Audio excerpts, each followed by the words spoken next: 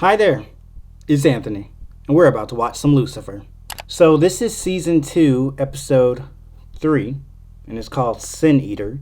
And again, I'm sure that's going to be something that'll be said in the episode by Lucifer, probably. Don't know what the context is, and I really have no idea what it could be. So I'm looking forward to find out. But there's a lot going on, man. A lot going on this season so far. I think that it's been really good. I've really enjoyed those first 2 episodes, and I'm just excited to see what they've got in store for us next.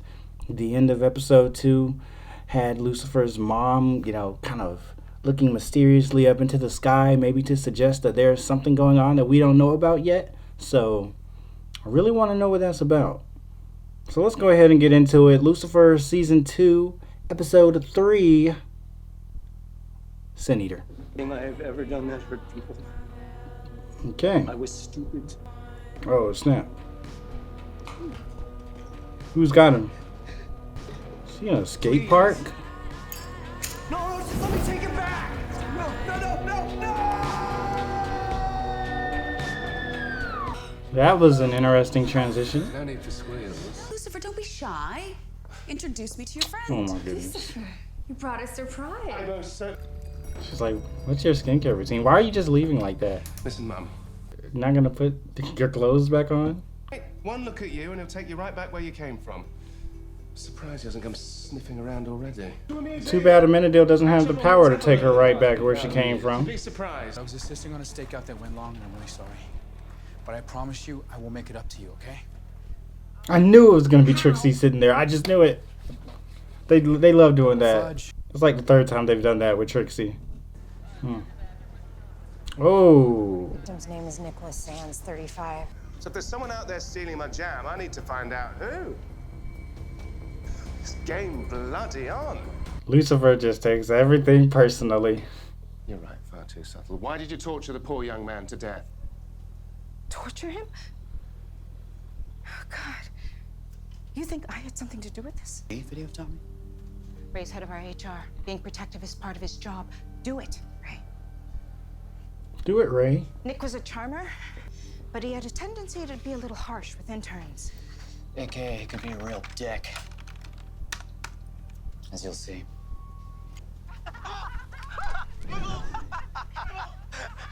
Who does that?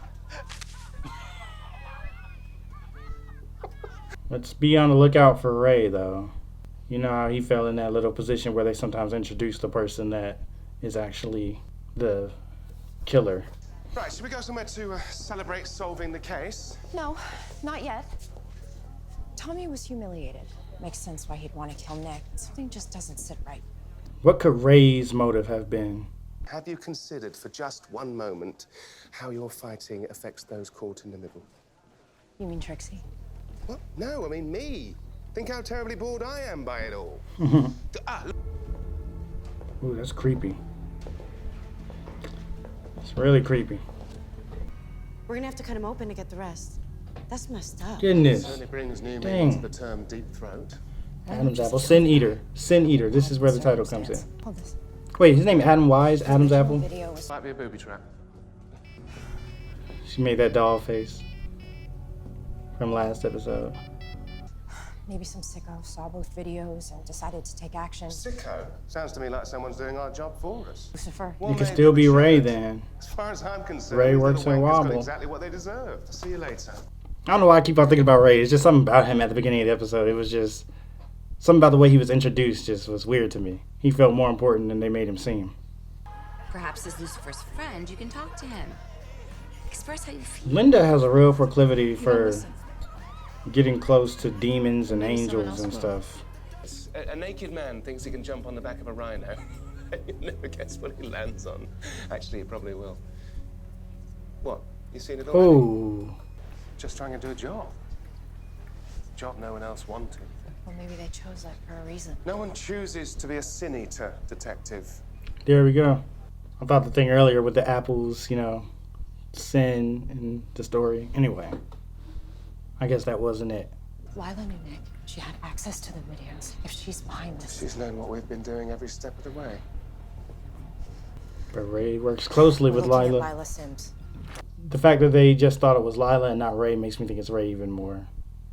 If they would have thought it was Ray, I would have been like, okay, never mind, it's not Ray. I think it was something I said. So he doesn't know that's his mom. I'm sorry. Are you his latest, Trust me. Without a care in the world, plotting to send me back. Mom? Quite impressed, really. What she did. She's gonna kill herself live on the air. Sure if she's So dead. she's not Did dead. you have your She priorities in order? maybe Someone Ray's gonna kill smart her. and clever who torture. Later?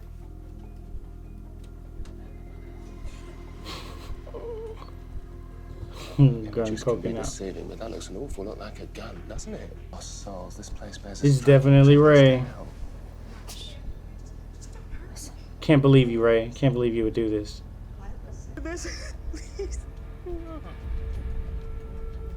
Yep. Oh my gosh. Might they ask you to leave? Okay. I'm not going anywhere. We're gonna figure this out. Just give me a second. Oh my gosh.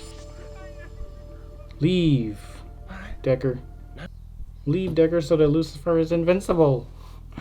Obviously, she doesn't know that. Ha! Boom. That's still Lucifer's suit, though.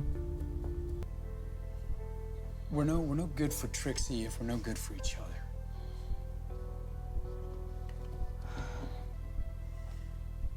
It's time we get a divorce. Ooh. I slick forgot they weren't divorced already. No. But that husband, and there's children, right? They're going to need things. Oh, I'm counting on it. But if you truly want to be with your sons, then that's the price. That's gonna be that you weird though. They're gonna know she's not the same woman. They're gonna be like, this is not my mother. This is not my wife. Imagine how weird that would be. Somebody you know really well to all of a sudden be a different person. And you just know it. Despite the fact they look the exact same, sound the same, everything. You just know they're not the same person at all. That would be so weird and scary. Okay, why are you walking down dark alleys? Money of your life, bitch. I choose money. She said, I choose money. Does anyone choose life? I said. Boom. Still got some kind of powers, huh?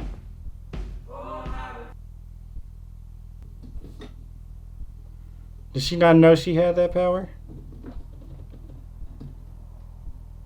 Old habits die hard. She looks pretty happy about that. Who wouldn't be? Alright, so I think that was a good episode. Personally, I didn't feel like it was as good as the first two of the season so far, but I mean, those are also really good episodes, so not easy to top. So, I mean,